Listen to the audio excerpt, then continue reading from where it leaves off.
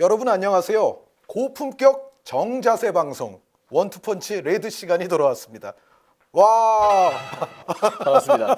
정말 정자세로 앉아서 웃습니다. 일단 오늘 팬 여러분들께 좀 안타까운 소식 하나 그리고 매우 즐거운 소식 하나 전해드리겠는데, 안타까운 거는 그 정순주 아나운서가 내일 새벽부터 일정이 많으셔가지고 또 장지현 의원과 촬영하는 게 있었어요. 또 그래서 시간이 좀 안 맞아서 정순주 아나운서가 오늘 나오질 못하게 됐습니다. 그래서 제가 오늘 레드 시간을 진행을 하게 됐는데요. 제가 또 진행을 하다 보니까 저보다 훌륭한 게스트를 모셔야 되지 않습니까? 그래서 오늘 즐거운 소식은 축구 해설계의 최고의 영스타 이명철 해설위원을 모셨습니다. 와. 안녕하세요. 반갑습니다. 영광입니다. 너무 큰 수식을 받아가지고 이게 저를 호칭해 주시는 게 맞나 싶은 생각도 들었고. 아유, 맞죠. 진짜요? 가장 감사합니다. 영하지 않으세요? 저 제일 젊습니다. 네. 그렇죠. 어린 거는 제일 젊죠. 네. 최연소 축구 해설위원 입문도 기록이죠. 네. 그래서 가장 제가 21살 때 이제 해설을 시작해서 그게 2016년 4월의 일이었거든요. 네. 그때 이제 해설을 했던 게 우리나라에서 가장 최연소 해설이라고 하더라고요. 그건 틀림없을 거예요. 네. 이명철 해설위원이 축구 해설에 있어서의 최연소인 거는 별로 뭐 기록이나 자료를 찾아볼 필요가 없는 것 같아요. 그러니까 저도 그 21세 해설 데뷔하신 분은 처음 봤고, 네. 그래서 오히려 이 기록적인 분 앞에 있게 돼서 제가 영광입니다. 제가 영광입니다. 정말 저도 원투펀치를 좋아하고 또 워낙 위원님들의 해설을 들으면서 많이 배웠던 입장에서 아이, 무슨 소리를? 박물관이시라고 제가 감히 표현을 하고 싶거든요. 아니죠. 네. 그 별로 안 좋은 거 하는 해설위원들도 많기 때문에 선배들도 많아서 배우지 마세요. 네, 알겠습니다. 제 생각에는 네. 안 배우셔도 아. 지금 본인의 스타일로서 굉장히 잘하고 계시기 때문에 윗 선배들한테 나쁜 거 배우실 필요 없습니다. 네. 알겠습니다. 자, 그러면 오늘 왜 이명철 해설위원을 이렇게 바쁘신 분을 모시게 됐느냐? 현재 벌어지고 있는 장안의 화제 유로 2020 네. 이 대회를 저보다 좀 많이 보셨을 것 같아요. 유로 2020이 생각보다 굉장히 재밌죠. 그렇죠. 지난 대회와 다르게 일단 골이 평균적으로 많이 터지는 것도 물론이겠고, 약간 언더독의 경기는 생각보다 조금 덜하다고 조별리그까지는 보았을 수 있지만 토너먼트에 들어오니까 또 다른 국면이 펼쳐졌거든요. 와, 토너먼트에서 연장까지 가는 크로아티아와 스페인의 경기도 굉장히 흥미로웠었고, 사실은 이 코로나가 굉장히 길게 지금 지속되고 있는 상황에서 네. 지난 시즌부터 약간 비정상적인 피로도가 선수들에게도 상당히 지금 여파를 미치고 있지 않습니까? 그래서 게다가 이제 유로가 또 24팀으로 이렇게 확대된 이후에 그쵸. 뭔가 이번에도 좀 지지부진 네. 재미없는 경기들이 좀 양산되지 않겠는가라는 우려도 있었는데 무려 16강전에서 4경기가 연장으로 가고 가장 기가 막혔던 날이 3대5, 3대3 경기가 터진 날. 그렇죠. 프랑스와 스위스 경기, 그리고 이제 크로아티아와 스페인 경기 같은 날에 연장이 연거푸에서 이제 벌어졌잖아요. 그게 아마 골로는 기록이겠죠? 네. 그러니까 두 경기에서 14골이 터졌잖아요. 그렇죠. 그러니까 예전의 유로 역사에서 하루에 더 많은 골이 터진 날도 있긴 있는데 그런 날은 경기 수가 아마 좀 더 많았을 거예요. 네. 그런데 두 경기에 8골, 6골 해가지고 14골 아닙니까? 그렇죠. 그거는 정말 기록적인 네. 하루였다는 생각이고, 또 정규 시간 거의 끝날 때 추가 시간에 골도 많이 들어가고. 그렇죠. 네, 라스트 미닛 연장전 골도 또 들어가고. 끝날 때 우크라이나가 또 그런 121분에 골 네. 넣었잖아요. 그런 식으로 또 골도 들어가서 정말로 저도 좀 이제 올해 축구를 봤지만 16강전의 박진감은 월드컵 뭐 유로 뭐 다 통틀어서 역대 최고였다고 생각을 해요. 골이 많이 터지는 것도 그렇고 약간의 역전승, 그리고 뭐 극장골 이런 스토리들이 나오는 걸 봤을 때 챔피언스 리그를 최근에 보았던 시즌 중에 가장 재밌었던 시즌이 개인적으로는 2018-19 시즌이었거든요. 결승전 제외하고 이전에 토너먼트에서 레알과 아약스 경기, 그리고 뭐 리버풀, 바르셀로나, 또 여기 토트넘과 아약스 이 경기들이 그랬듯, 유벤투스와 아틀레티코도 사실 그때 시즌에 해당됐던 경기였고요. 그때 챔피언스 리그 때 골도 많이 터졌지만 워낙 예상하지 못했던 명승부들이 나왔기 때문에 굉장히 흥미진진했었는데, 유로를 이제 막 16강까지 본 상태긴 하지만 약간 그때 대회를 본 것과 같은 재미 요소와 어떤 느낌이 저는 좀 드는 것 같다는 생각이 좀 들었어요. 네, 하여튼 코로나 시국에 피곤한 선수들이 이 정도로 경기를 해주고 있기 때문에 네. 또 감사하다는 말씀을 드리겠고, 자, 이제 정말 또 본론으로 들어가서 이번 유로에서 역시 원투펀치 이 팬분들은 또 수준이 높으세요. 네. 그래서 가장 궁금하신 것이 역시 이번 유로에서 그래도 나타나고 있는 전술적 특색이 있다면 무엇이겠는가. 일단 가장 딱 느낌에는 3백 쓰는 팀이 상당히 많다. 그쵸. 그러니까 3백으로 기본 포메이션을 출발한 팀들도 많고 또 일부 팀들은 4백을 쓰다가 3백으로 전환한 팀들도 또 성공적인 팀들이 있고 그렇죠. 프랑스 같은 경우는 예외지만 네.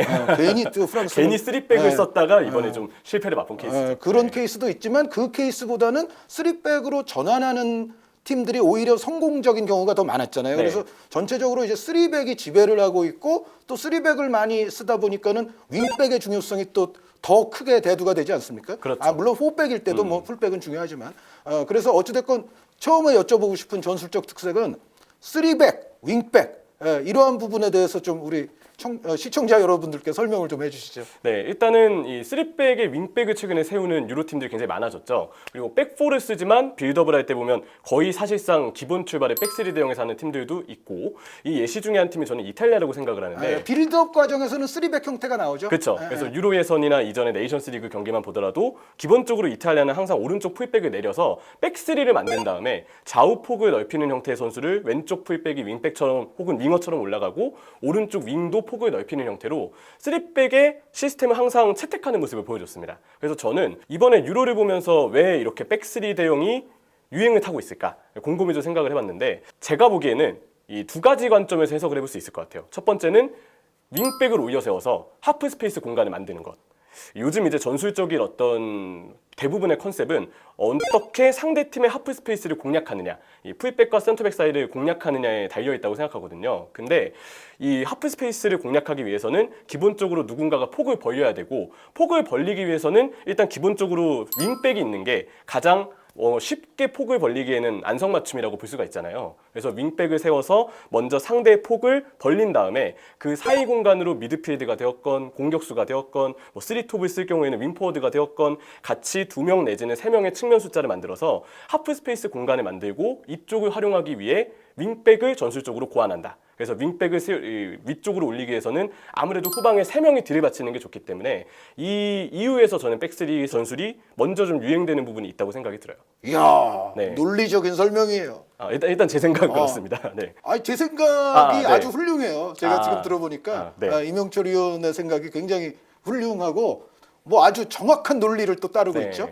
저는 일단 그래서 공격적인 부분에서 확실히 지도자들이 상대 풀백과 센터백 사이 이른바 위험 지역이라고 부르는 공간을 어떻게 공략해야 할지 또 전술적인 어떤 관점에서 보면 그리고 상대 하프 스페이스를 공략해서 상대 수비 라인이 뒤쪽으로 무르게끔 만들면 수비 라인이 수비하는 팀 이상으로 워낙 뒤쪽으로 밀려나기 때문에 위에 있는 미드필드랑 아래에 있는 수비 사이의 공간이 이른바 위험 지역이라고 부르는 공간이 더 벌어지게 되잖아요. 그래서 중앙 공간을 만들기 위해서라도 기본적으로 폭을 벌리는 과정은 최근의 전술 트렌드에서는 굉장히 중요한 과정이 됐다. 이게 아마 윙백을 세우는 기본적인 이유라고 생각을 합니다. 그러면은 이번 대회에서의 그 윙백들의 활약이 많이 눈에 띄는 거는 어떻게 보면 또 당연하다고도 네. 볼 수가 있겠는데 지금 좋은 경기력을 펼쳐 보이고 있고 또 성적도 지금 뭐 8강 저희가 지금 8강이 형성된 상태에서 녹화를 하고 있습니다만 8강까지 이렇게 또 좋은 성적을 올린 팀들 가운데에서는 빛나는 윙백들을 지닌 팀들이 많죠. 그렇죠. 상대적으로 윙백이 좀 미진하거나 이런 팀들은 이미 집에 갔죠. 네. 네. 아니면 윙백을 정말 훌륭히 소화하긴 하지만 그 뒤를 받쳐야 되는 수비진이 아무리 백3를 세운다 해도 밸런스가 안 맞는 팀이었을 경우에는 무너지는 경우를 보았죠. 저는 그게 독일이라고 생각하거든요. 독일이 이번에 잉글랜드하고의 경기를 보면 사실 경기 자체는 약간은 좀 루즈하다고 볼 수도 있는 경기 양상이었다고 보거든요. 근데 잉글랜드는 좀 차분히 기다리는 그런 느낌이 좀 강했고 독일의 경우에도 최대한 조심스럽게 경기 운영을 했지만 뒤의 밸런스, 이 선수단의 어떤 차출 명단을 보아도 약간 기동력이 우려가 되는 부분이 있었는데 여기에 백3의 수비력이나 조화도 레브 감독의 전술 문제도 있고 이 선수들의 어떤 기량이 조금 저하된 부분도 있고 이런 부분 때문에 윙백의 뒤를 받치지 못하는 팀은 또 무너지는 경우를 저는 독일이 좀 예시로 보여줬다는 생각이 들어요. 덴마크 같은 경우도 4백으로 대회를 출발을 했지만 에릭센 선수가 이제 안타깝게 대회를 이탈했죠. 대회를 이탈하게 됐는데 그 이후에 이제 3백 전환을 했잖아요. 그런데 이 덴마크가 성공할 수 있는 이유도 일단 멜레 같은 선수가 네. 상당히 좋지 않습니까? 그렇죠. 뭐 멜레. 왼쪽도 설 수 있고 오른쪽도 설 수 있고. 대표팀은 항상 왼쪽을 주로 좀 섰었죠. 네, 근데 네. 왼쪽에서도 아탈란타에서 오른쪽에서 뛰었을 때랑 마찬가지로 중앙으로 들어오면서 순간순간 이 아까 얘기 드렸던 기본적인 빌드업 대형에서 메일레는 폭을 벌리는 형태를 갖고 있지만 상대가 메일레를 따라서 하프 스페이스가 열리면 오히려 그쪽으로 본인이 안쪽으로 들어오는 동선을 좀 매력적으로 취하더라고요. 그래서 메일레의 그러한 플레이도 역시나 인상을 좀 받았던 부분이 있었고 아예 윙백이 윙어처럼 기능되는 팀 중에는 이탈리아의 스피나졸라가 이번 왼쪽에서는 정말 베스트였다고 생각이 들어요. 로마에서의 폼을 아낌없이 보여주는 모습으로 지금 이탈리아의 에이스로 좀 꼽을 수 있지 않을까 이렇게 좀 생각이 들었죠.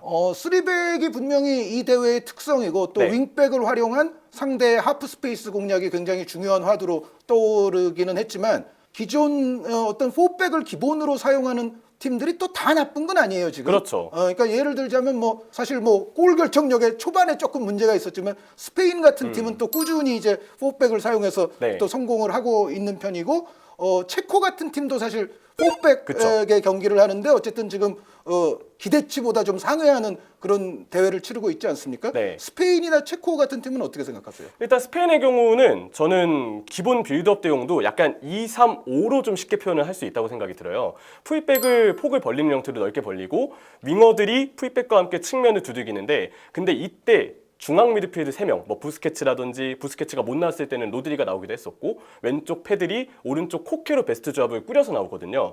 근데 이 3명의 스페인의 중앙 미드필드를 보면 뒤를 약간 내려서 받치는 형태로 백스리는 아니지만 결국 스페인도 어느 정도는 풀백을 윙백처럼 벌려섰으니까 이들의 뒤를 커버하기 위해서 후방의 숫자를 맞추는 모습을 좀 볼 수가 있었습니다. 네, 조르디 알바, 아스필리쿠에타 혹은 뭐 마르코스 요렌테 선수가 그쵸. 초반에 나왔지만 그 선수들의 공격력을 살린다. 네. 그래서 저는 이게 숫자상으로는 백스리가 아니지만 루이스 엔리케의 어떤 생각은 백스리를 쓰는 다른 감독들과 약간 크게 다르지는 않다는 생각이 들었어요. 어쨌든 후방의 밸런스를 갖추기 위한 숫자를 일정 부분 남기는 거는 동일하니까요. 네, 체코 같은 경우도 코우팔 선수가 있고요. 그렇죠. 네, 포백을 기반으로 하지만 그리고 오스트리아 같은 경우는 오히려 역으로 초반에는 쓰리백을 쓰다가 이제 포백으로 네. 또 변하지 않습니까? 그런데 물론 이제 오스트리아는 16강의 벽을 넘어서진 못했지만 그래도 나름 선전한 네. 팀이잖아요. 그런데 역시 알라바 선수의 위력이 뭐 3백일 때는 중앙에도 쓰지만은 4백일 때 또 굉장히 측면에서 좋은 플레이를 네. 했잖아요. 그러니까 그렇죠. 4백을 쓰는 팀들도 이번 대회에서는 공통적으로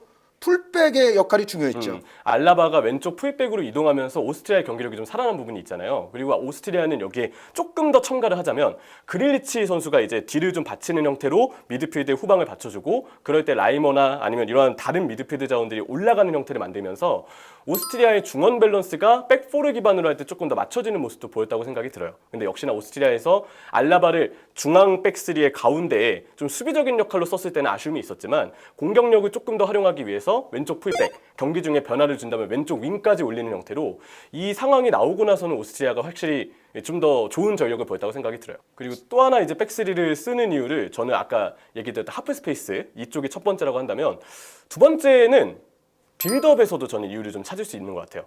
백4를 기반으로 출발하는 팀들도 결국 빌드업을 할 때 미드필드 한 명이 내려오거나 한쪽 풀백이 센터백처럼 내려오면서 백3 대형을 갖추는 모습을 정말 많이 볼 수 있는데 이거는 유로가 아닌 뭐 최근에 클럽 축구를 보아서도 이른바 뭐 라볼피아나라고 부르는 전술적인 형태가 그렇듯 좀 근접하게 비슷하게 좀 나오는 전형이라고 볼 수가 있잖아요. 결국 백3를 최근에 이루는 감독들의 이유는 후방 빌드업 시의 숫자를 후방 쪽에 한 명 늘려서 상대가 압박을 했을 때 이쪽을 숫자로 대응하기 위한 준비를 하기 위해서 백3를 쓰는 것도 생각이 든다.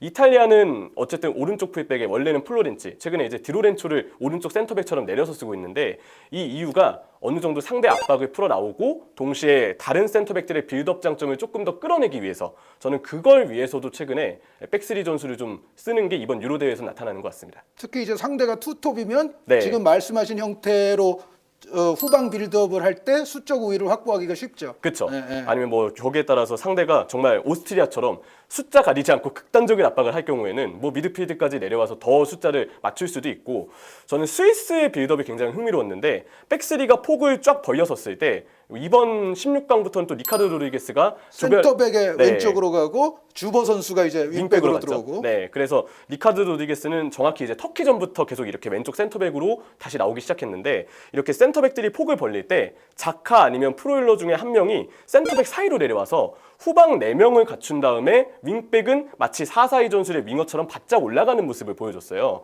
이 팀의 경우는 기본 포메이션이 백3인데 빌드업을 할 때 순간 마치 중앙 수비수 3명과 미드필드 1명이 내려와서 오히려 백포처럼 기능한다. 굉장히 독특한 백포가 되는 거죠. 그래서 숫자가 워낙 후방에 많기 때문에 롱패스를 조금 일관하는 모습을 보이긴 하는데 이게 강제된 롱패스가 아니고 본인들이 의도한 롱패스라는 생각이 들거든요. 그래서 이 부분은 백3가 기본 전술인데 전술 형태만 보면 숫자만 봤을 때는 백4라고 볼 수 있는 부분도 좀 있는 것 같다. 이렇게 좀 보게 됐어요. 그 정확한 해석이에요. 네. 정확하신 분석이고 거기서 중요한 선수가 그 아스날 팬들이 별로 안 좋아하는 그 선수 아닙니까? 맞습니다. 예. 대표팀 오면 잘해 하여튼. 이름을 언급 안 하겠습니다. 네, 예, 그런데 아스날 팬이시니까.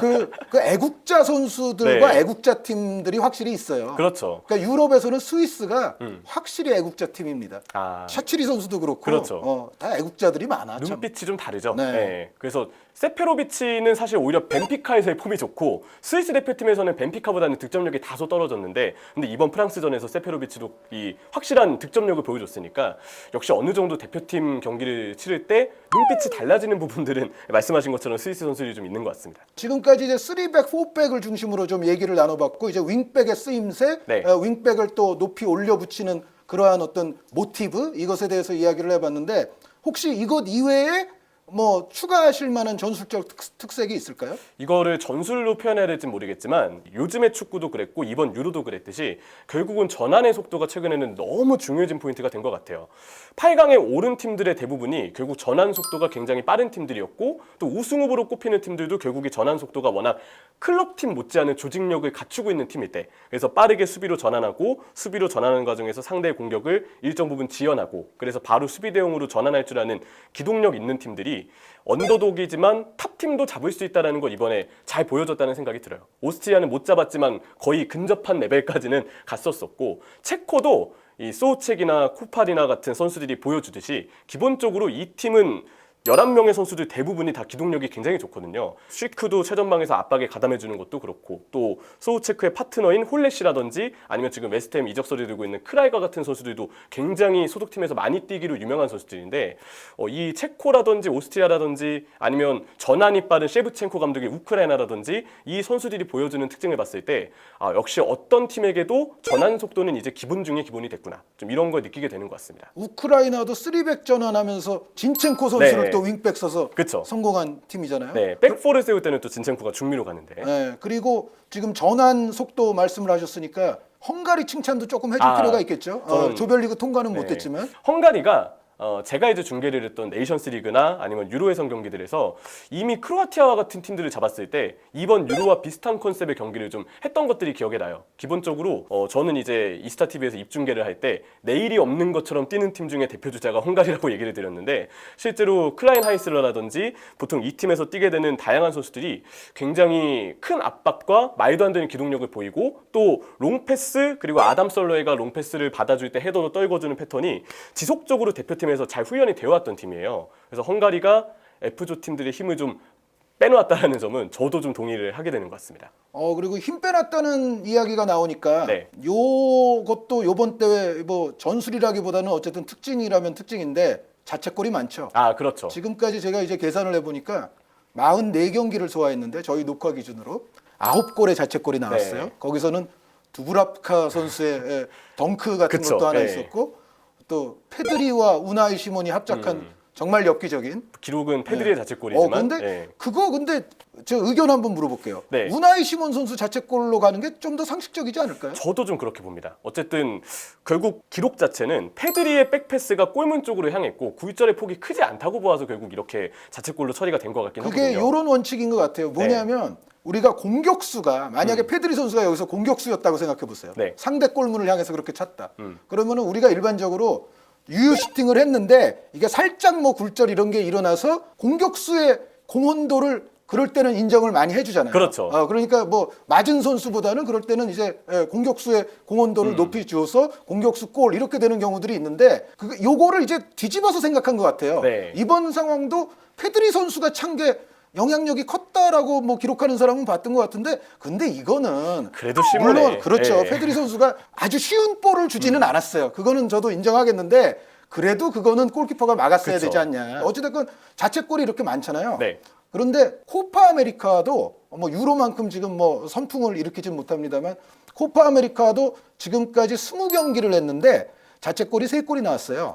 그러면 제가 이제 대충 계산을 해보니까 44경기에 9골이면은 요게 한 5경기에 1골 정도 되고요. 그쵸. 코파 아메리카 같은 경우는 20경기에 3골이면 10경기에 1.5골 정도. 코파가 약간 적지만 전체적으로 보면 코파도 적은 건 아니에요. 20경기에 3골이면. 일반적인 상황보다는 조금 더 많은 많죠. 편이잖아요. 그리고 44경기 9골도 분명히 많은 거고. 그래서 공통적으로 지금 이 여름에 벌어지는 대회에서 자책골이 많이 나오는 것의 이유를 뭐 이렇게 해석하는 사람들도 있더라고요. 역시 이거는 코로나로 네. 인해서 굉장히 장시간 선수들이 피곤해진 것이 좀 크다. 그러니까 코로나가 미치는 그 피로도가 선수들이 아무래도 이 자책골이 나온다는 거는 그 순간 준비가 조금 늦었다든지 그렇죠. 그 순간에 뭔가 판단이 약간 늦었다든지 어떤 신체적인 속도, 정신적인 속도 이런 게 조금씩 어긋나면 늦어지면 요럴 때 이제 자책골이 나올 확률이 높다는 거거든요. 네. 그래서 이건 좀 코로나 영향이 아닌지. 그쵸. 예. 자, 지금부터는 약간 좀 이제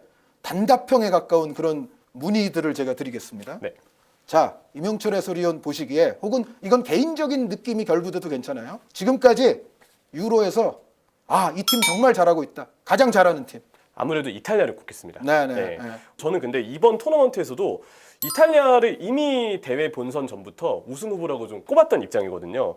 그리고 오스트리아가 그 16강 경기 내에서는 정말 말도 안 되는 정도의 지금 코로나19까지 겹친 축구에서 이 정도의 기동력과 속도를 보여주는 건 흔치 않은 경우라고 생각이 들어요. 그래서 오스트리아전보다 오히려 이후의 경기들을 이탈리아는 조금 더 순조롭게 풀 가능성이 아예 없진 않을 것이다. 저는 그런 부분에서 지금 이 단계에서도 이탈리아가 가장 인상적이었고 오스트리아전을 보고서도 여전히 이 팀이 가장 우승 후보다라고 계속 좀 얘기를 할 수 있을 것 같습니다. 벨기에 큰일 난 거 아니에요? 벨기에요. 이탈리아랑 만나잖아요, 이제. 네. 그 벨기에가 진다는 말씀이세요? 저는 좀 그렇게 봅니다. 네, 왜냐하면 제가 유벤투스랑 인테르의 지난 시즌 세리아 경기를 굉장히 인상 깊게 봤는데 특히나 루카쿠가 나올 때마다 키엘리니가 나왔을 때 키엘리니가 루카쿠를 잡는 걸 리그 경기에서 봤습니다. 그래서 이번에 키엘리니가 물론 뭐 복귀를 할 수 있다는 얘기는 있지만 혹시 또 모르는 거라 못 나올 가능성도 배제는 못하겠지만 나오게 된다면 루카쿠와 키엘리니의 맞대결이 다시 한번 펼쳐질 거고 키엘리니는 루카쿠를 상대하는 법을 안다라고 표현하는 게 지금까지 봤을 때는 맞지 않을까. 요거 중요한 예측. 네. 또 하나는 이제 데브라이너가 아무래도 발목 쪽이 그 태클을 받으면서 좀 좋지 않은 상태잖아요. 완전체로서 나올 수 있을지는 조금 물음표가 있다. 그렇죠. 그 포르투갈의 팔리냐 선수한테 태클을 좀 깊이 받았는데 데브라이너도 컨디션이 어쩌면 좋지 않을 수 있음을 생각하면 이 경기는 벨기에가 조금 더 우려점을 갖고서 출발하는 게 있다고 생각합니다. 이거 제일 잘한 팀 물어보다가 지금 이탈리아 대 벨기에 지금 8강전 예측까지 지금 이루어졌는데 이탈리아 말고 그럼 그 다음 정도로 잘했다고 생각하는 팀? 역시 덴마크입니다. 네. 네, 덴마크는 일단 스토리적인 부분에서도 이 선수들이 크리스티안 에릭센에게 확실한 쾌유를 바라는 마음에서 더 열심히 뛰어주는 것 정말 뭐 인상적인 부분은 당연하고요. 사실 조별리그 일정만 보더라도 덴마크는 핀란드전을 일단 우선 잡은 다음에 벨기에전은 경기력은 뭐 해볼 만한 정도까지 끌고 간다 치더라도 일단 벨기에전은 확률상 승리 확률이 좀 떨어지는 게 사실이었고 마지막 러시아전도 러시아가 직전 메이저 대회인 러시아 월드컵에서 워낙 좋은 활약을 했기 때문에 덴마크 입장에서는 핀란드를 못 잡았을 시에 사실상 플랜이 깨진다고 봐야 되는 게 저는 맞았다고 생각을 했어요. 근데 그거를 극복을 했죠. 정말 극복을 했죠. 포메이션까지 바꿔가면서. 네, 벨기에전부터 바로 백스리를 썼잖아요. 그리고 백스리를 쓰면서 이 사우스햄튼에서 빌드업을 정말 잘해주는 베스토고르 그리고 첼시에서 투엘을 만나서 정말 확실하게 레벨업이 된 듯한 크리스텐센. 정말 잘하고 있죠. 그리고 이제 밀란의 주장 키에르까지 이 선수들이 백스리를 구성하면서 세 명의 선수가 모두 적절하게 롱패스를 뿌릴 줄 알고 또 발밑이 좋습니다. 그래서 아까 얘기 드린 것처럼 윙백에서는 메을레아 같은 자원들이 선수들이 쭉 올라가 있고 다니엘 바스도 좀 올라가고 여기에 더해서 아래쪽에 있는 이 센터백 3명이 적재적소의 수비를 넓게 가져가는 것은 물론이고 빌드업을 통해서 롱패스를 뿌리는 것까지 아주 인상적인데 여기에 이제 덴마크 감독이 율만 감독이거든요. 근데 율만 감독이 원래도 예전에 마인츠를 이끌었을 때 그 구자철 선수하고 아마 시기가 좀 겹쳤던 걸로 기억을 합니다. 근데 그때도 제가 여기저기서 전해 들은 이야기로는 굉장히 전방 압박을 좀 많이 주문하는 감독이었다고 그때 후문을 좀 들었었어요. 덴마크 대표팀도 이외의 어떤 A매치 경기들을 보면 실제로 그 강한 전방 압박으로 공격적인 컨셉을 드러내는 경우가 많았는데 이 강한 압박을 수행할 수 있는 호이비에르라든지 아니면 이를 받쳐줄 수 있는 도르트문트의 델라이니 그리고 주전까지는 아니지만 제가 그 마지막 6월 덴마크 대표팀의 홈 출정식 때 가장 인상적으로 플레이를 보았던 마티아스 옌센 이번에 프리미어리그 브렌트포드에서 올라오는 선수거든요.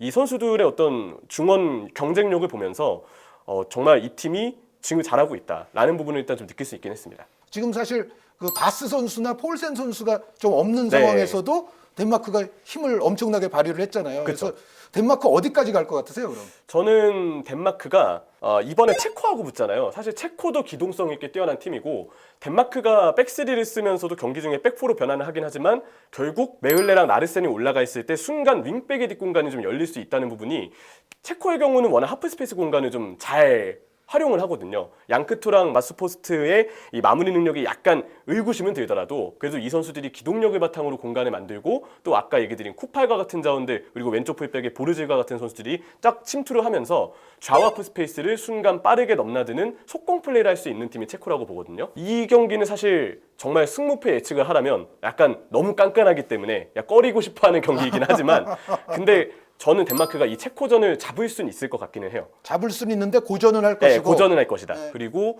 4강에서 아마 잉글랜드와 같은 대진을 이제 만나게 될 거예요. 지금 잉글랜드를 어쨌든 만나게 되는 팀들의 면면을 생각해 보면 그래서 덴마크는 저는 충분히 결승까지 올라갈 수 있는 기회라고는 생각이 그러니까 잉글랜드 대 덴마크 할 때 잉글랜드가 무조건 뭐 쉽사리 이긴다 이런 보장 전혀 네. 없죠. 그리고 잉글랜드가 그런 기사를 봤어요. 모드리치가 잉글랜드의 어떤 언론에 대해서 약간 거만하다. 좀 건방지다. 아, 그런 얘기가 있었죠. 얘기했었잖아요. 네. 항상 러시아 월드컵 때 아마 크로아티아가 직접 잉글랜드를 상대해봤기 때문에 그 당시 잉글랜드 언론들이나 아니면 팬들의 반응을 알 거예요. 그때 뭐 풋볼이즈 커밍홈 하면서 축구가 집에 돌아온다 하면서 아니, 맨날 커밍홈 해왔잖아요. 항상 사실은. 해왔었죠. 네, 네. 근데 뭐 거의 우승한 분위기처럼 먼저 미디어에서 다뤘고 이게 아마 상대했던 모드리치 입장에서는 굉장히 좀 불쾌했던 것 같은데 요번에 저 프랑스 떨어져서 네. 커밍홈 또 지금 난리 났을 거예요. 아, 프랑스는 그랬을 것 떨어졌죠. 독일도 독일은 잡았죠. 지금 완전 커밍홈 분위기일 거예요 지금. 근데 결국 이 분위기에서 잉글랜드도 지금 결국 무실점인 것과 별개로 약간 저조한 경기력에서 따르는 문제점 또 공격진들을 100% 활용하지 못하는 문제점이 결국 상위 레벨에서 한 번쯤은 발목을 잡을 요인이 될 수도 있다. 그래서 저는 덴마크가 왠지 결승까지 올라가지 않을까라는 좋은 조짐을 가지게 됩니다. 그러면은 딴 질문으로 이제 넘어갈게요. 가장 잘한 선수. 가장 잘한 선수. 네. 선수 개인으로 저는 루카쿠를 꼽겠습니다. 네. 벨기에 대표팀이 최전방에 루카쿠가 아니었다면 사실 지금 뽑은 선수만 보더라도 벤테케와 바츠아이가 루카쿠의 후보잖아요. 이 선수들이 벤테케는 크리스탈 팰리스의 지난 시즌 그래도 살아나는 모습을 보였지만 주포로서 살아났다기보다는 연계와 공중볼을 따내는 이 포스트 플레이에서 예전처럼 조금 살아나는 기미를 보였던 정도라고 생각을 하고 바츠아이는 말할 것도 없이 팰리스의 임대는 거의 실패였다고 봐야죠. 그래서 일단 벨기에 대표팀 내에서 루카쿠가 차지하고 있는 비중이 굉장히 크다라는 점도 한몫하겠고 결국 벨기에가 이 쓰는 전술을 보면 윙백을 활용한 플레이메이킹이 결국 이 팀도 굉장히 중요합니다. 오른쪽에는 원래 카스타뉴가 뛰었어야 했지만 카스타뉴가 야나골절 때문에 네. 대회를 일찍 이탈하면서 메니에가 됐죠. 그렇죠. 그래서 메니에가 일단 나서고 있고 왼쪽의 경우는 확실하게 에이스인 토르강 아자르가 지금 벨기에 대표팀의 주전을 차지하고 있는데 여기에 더해서 결국 이 윙백들의 플레이메이킹이 사실상 벨기에 대표팀의 첫 번째 전술 포인트고 이를 위해서 빌드업을 할 때 백스리에서는 베르통원 그리고 토비 이러한 선수들이 좌우로 굉장히 넓게 벌어섭니다. 가운데의 경우에는 이번 대회 보야타가 폼이 좋고 상황에 따라서는 데나이어가 나오는 경우도 있는데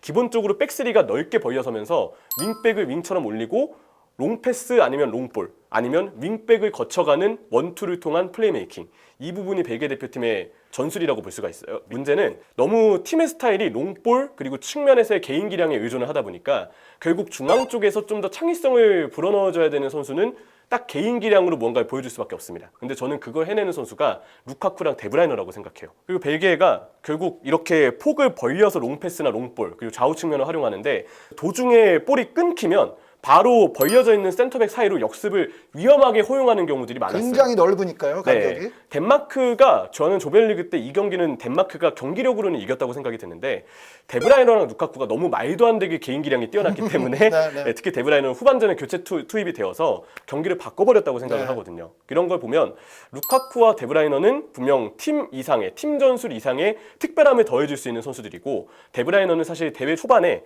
이 맨시티와의 챔피언스리그 결승 때 있었던 얼굴 쪽 부상 때문에 첫 경기를 못 뛰었던 걸 생각하면 그 대회 초반, 네. 대회 전에 부상, 또 대회 도중에 또 부상. 그렇죠. 네, 데브라이너 선수 너무 안타까워요. 네. 네. 그래서 이거는 루카쿠에게 일단 좀 모든 스포트라이트가 좀 더 쏠리는 게 맞다고 생각이 듭니다. 자, 그러면은 루카쿠 다음으로 잘한 선수. 루카쿠 다음으로 잘하는 선수는 이탈리아의 바렐라입니다. 네. 네. 이탈리아 하면은 저 스피나졸라 아까 말씀도 하셨잖아요. 그렇죠. 그리고 공격 라인에 또 있는 선수들도 있는데 네. 바렐라 선수다. 예. 조르지뉴 선수 잘했다고 뭐 칭찬하는 사람들도 있는 것 같고. 근데 바렐라 선수를 꼽았어요 지금. 네, 결국 조르지뉴가 잘 할 수 있는 것도 조르지뉴 옆에서는 로카텔리 그리고 원래는 사실 유로 전까지는 베라티가 그 자리를 참 잘했지만 의외로 베라티가 지금 부상 때문에 5월 초 이후로 쭉 경기를 못 뛰다가 이번 유로 본선에서 이제 돌아온 케이스거든요. 그러다 보니까 웨일스전도 뛰고 이 오스트리아전도 뛰긴 했지만 아직 베라티가 경기 감각이나 호흡적인 부분에서 조금은 시간이 필요해 보이더라고요. 그래서 로카텔리랑 바렐라가 지금 주전 파트너라는 점을 봤을 때 로카텔리가 조르지뉴가 가진 아쉬운 롱패스나 혹은 패스에서의 다양성에 대한 문제를 오히려 파트너인 로카텔리가 조금 더 볼을 잘 관리하고 기동성 있게 그때그때 긴 패스를 다양하게 뿌려주면서 잘 메워주는 부분이 있다고 생각이 들어요. 그리고 바렐라가 역시 활동량이 많기 때문에 기본적으로 중원의 엔진가드 같은 역할을 담당한다고 생각합니다. 올라운드 미드필더죠. 네. 그래서 스피나졸라도 사실 아까 스피나졸라를 꽤 많이 얘기했던 것 같아서 저는 여기서 오히려 바렐라를 좀 얘기하고 싶은데 스피나졸라가 왼쪽에서 드리블을 제쳐내고 기본적으로 만치니 감독의 이탈리아가 스피나졸라 쪽에 공격 지분을 많이 늘리기 때문에 왼쪽 공격의 비중이 그래도 많은 팀이라고 볼 수가 있어요. 근데 그러면 오른쪽으로 전환을 했을 때 누군가가 볼을 받아주고 또 오른쪽에 적은 인원 속에서도 볼을 운반하거나 혹은 본인이 직접 볼을 관리해줘야 될 선수가 필요한데 네, 오른쪽 풀백은 아까 말씀해 주셨다시피 그렇게 올라오는 편이 아니니까. 그렇죠. 네. 디로렌초도 그렇고 플로렌치도 그렇고 약간은 뒤에 머무는 대표팀에서의 성향을 가지고 있기 때문에 바렐라가 군데군데 정말 말도 안 되게 볼을 드리블하거나 지켜내면서 오른쪽에서의 연결고리 혹은 상황에 따라서는 크로스를 올리는 것까지 이런 부분에서 바렐라가 차지하는 비중이 꽤 크다고 생각합니다. 자, 그러면은 이제 잘한 팀, 잘한 선수 뭐 얘기를 좀 들어봤는데 정말로 실망스러운 팀과 선수를 요거는 조금 이제 짧게 네. 여쭤보겠습니다. 단적으로 프랑스죠. 네, 경기 내용이 흥미진진하지 않을 수는 있겠다고 생각을 했어요. 하지만 선수들의 개개인 퍼포먼스는 역시 기대했던 대로 특히 포그바가 워낙 화려함을 보여줬다는 생각은 드는데 결과가 너무 좋지 않았죠. 결국 문제가 데샹 감독이 대표팀을 오래 이끌다 보니까 약간 상대에게 어떻게 하면 이 팀을 상대할 수 있을지가 좀 들킨 케이스가 됐다고 생각이 들어요. 수가 많이 읽혔다 이제. 네, 그래서 프랑스를 이번에 헝가리도 그렇고 포르투갈도 이제 마지막 경기 물론 그 경기는 동급의적으로 약간 떨어진 부분도 있겠지만 그리고 이번에 프랑스를 잡아낸 스위스의 경기 플랜까지 봤을 때 기본적으로 프랑스를 잡게 되는 팀들은 압박을 통해서 먼저 프랑스의 빌드업이 측면 쪽으로만 흩어지도록 먼저 유도를 해냅니다. 그래서 볼을 받게 되는 포그바 아니면 그리즈만 같은 선수들이 중앙 쪽까지 폭넓게 움직이면서 다양한 위치에서 볼을 받는 게 아니고 약간 좌우 측면에 모여서 볼을 받게 되는 경우들이 많았었어요. 그럼 좀 단조로워지죠, 프랑스는. 그렇죠. 네. 그리고 이제 조별리그 때는 특히 그 부분이 보여졌다고 생각이 드는데 음바페한테 웬만하면 뒷공간을 주지 않기 위해서 이 파리 생제르맹을 상대하는 일부 리그왕 팀들이 그랬듯 기본적으로 라인을 쭉 내려서 절대 뒷공간을 안 주겠다는 형태의 수비를 좀 보여주기도 했었죠. 그리고 여기에 이제 프랑스는 뭐 지금 들려오고 있는 기사들로는 선수들의 어떤 월드컵 우승 이후에 다소 안일해진 동기부여 뭐 이런 얘기들까지도 나오고는 있는데 전술적으로 이미 데샹 감독이 수를 좀 일으켰고 여기에 대한 변화 타이밍이 빠르지 않았기 때문에 저는 경기 때마다 프랑스가 멤버 대비 조금 지지부진한 모습을 보여준 부분이 있었다고 생각이 들어요. 그래서 가장 실망한 팀 네. 1등은 프랑스다. 그리고 스위스전의 그 백스리 기용 물론 이제 왼쪽 풀백이 전멸이 됐기 때문에 그 원인이 가장 컸겠죠. 이해는 되지만 랑글레가 가운데에 서는 거는 조금 다시 생각해봐야 하지 않았을까. 그러니까 랑글레의 직전 시즌 뭐 최근에 네. 폼으로 봤을 때는 그냥 랑글레를 포함시킨 백스리 쓰느니 그냥 원래 하던 대로 그냥 4백 쓰는 게 나을 뻔했죠. 아니면 주마를 넣어서 차라리 주마가 빌드업은 조금 불안할지언정 그래도 발도 빠르고 공중볼도 확실히 따내고 막는 건 할 수 있다. 네, 막는 건 할 수 있기 때문에 오히려 세페로비치와 같은 장신 타겟트 공격수를 막기에는 조금 더 좋은 매치업이 되었을 거라고 생각이 들어요. 프랑스 다음으로 실망스러운 팀 하나 꼽는다면 어디 있을까? 역시 저는 정말 기대했는데 터키요. 저희 둘 다 어쨌든 예상을 한 거잖아요. 다크호스가 될 거라고. 예상 밖의 탈락이었죠. 예, 근데 이번 대회에서는 유독 안 풀린 케이스였다고 생각이 들어요. 그리고 역시나 유로가 1년 미뤄지면서 데미랄, 세인지 그리고 오장카바까지 이 선수들이 다소 좋았던 폼이 2021 시즌이 치러지는 동안에는 확 떨어졌거든요. 1년 미뤄지는 어떤 피해를 본 것도 저는 터키라고 생각이 듭니다. 아까 저 프랑스 얘기할 때 은바페 선수 얘기가 나오긴 했었는데 네. 살짝 가장 실망스러운 선수도 은바페입니까? 아무래도 그렇죠. 네. 네, 슈팅의 0점이 너무 안 맞았다는 게 결국 은바페한테는 좀 독이 됐다는 생각이 들어요. 독일전처럼 왼쪽에 넓게 치우치게끔 만들어서 다시 안쪽으로 들어올 수 있는 공간이 확보되어 있을 때 그럴 때 드리블 돌파까지는 정말 좋은 모습을 보여줬지만 결국 대회 0골 그리고 꽤 많은 찬스를 놓쳤다는 점을 생각해보면 여기에 승부차기 실축까지 이 결정타까지 있었다는 점을 생각해보면 은바페는 워스트로 꼽히는 게 맞다고 생각합니다. 그 차석 워스트는 누가 있을까요? 지금까지의 활약으로 놓고 보면 저는 해리케인입니다. 한 골 넣었는데도 네, 한 골 넣었지만 경기력이 여전히 회복되지 않았다. 케인에게 기대하는 부분이 사실 사우스게이트도 지금 미드필드를 세울 때 보통 조별리그 때 출발했던 미드필드 조합이 마운트, 라이스 그리고 케빈 필립스였잖아요.